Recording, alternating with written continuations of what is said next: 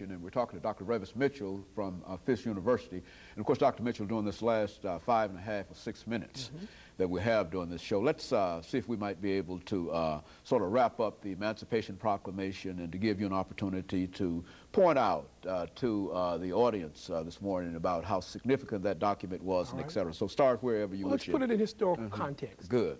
Lincoln needed men to fight the war. Additionally, Lincoln needed to move the war effort from simply a struggle between northern and southern economies as leaders. He needed to move it to higher ground. He needed soldiers desperately. He needed soldiers desperately. But one of the tenets of the Western world is you can't take a slave and have him fight a free man's war. The Congress had already passed the Confiscation Act, which would allow the seizing of southern property. Well, under the context, slaves were considered property. But Lincoln wanted to force the hand. He didn't want this war to remain bloody. He thought if he threatened to free the slaves, the southern states would return to the Union. And another compromise. And another compromise, exactly. Time is marching on. In June of that year, the Congress had ended slavery in the District of Columbia. In August, the Congress will outlaw slavery in the territories. Now, Lincoln's also a man of vision and a politician. He wants to have a great place in history. Lincoln informs the South in September of 1863, after the Battle of Antietam. You need a victory to announce a policy change or whatever. It wasn't a major victory, but the South claimed victory. After the Battle of Antietam, he announced that if those states had not returned by January 1, 1863, their slaves would be free and the black men would be available for the Union Army. So this was no real surprise that President Lincoln had simply decided to spring on the South all of a sudden about the use. He gave them, what, a three-month window of opportunity. to... And I think that you should remember at that point for American history that what Lincoln was really trying to do was end the war and save lives. Now, not to despair a great president's image, but this was not an act of contrition, not an act of love towards the African American. Lincoln, if you read his biographies, he never thought that blacks and whites were equal. He would accept freedom, but never the equality of the black man. But this, again, is a valiant effort to end that war and to put the Union back together. January 1, 1863, Lincoln's informed that none of the southern states have responded to his direct desire.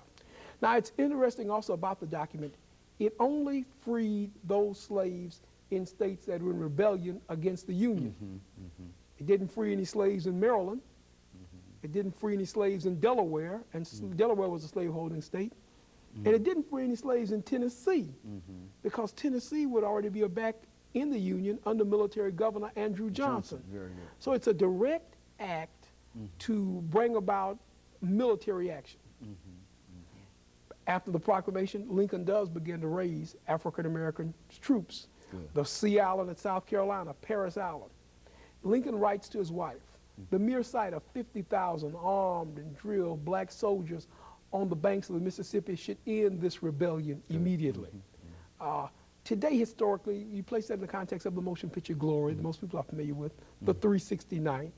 We look at here in Tennessee, the Battle of Nashville, won by African-American soldiers.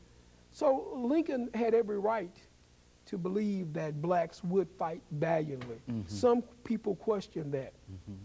The war will end, and the 13th and 14th Amendments provide freedom and citizenship. But Lincoln took a bold step. I think it's interesting in summation to look at what outsiders say.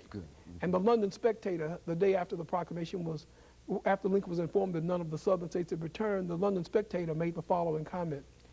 It's not that one American can't own another American in America. It's that they can't own an American unless they're loyal to America in America. So the whole question of loyalty, the whole emotional question of slavery, and the Civil War was a very emotional war. It's emotional for black folk, too. You know, you're suddenly going to end slavery.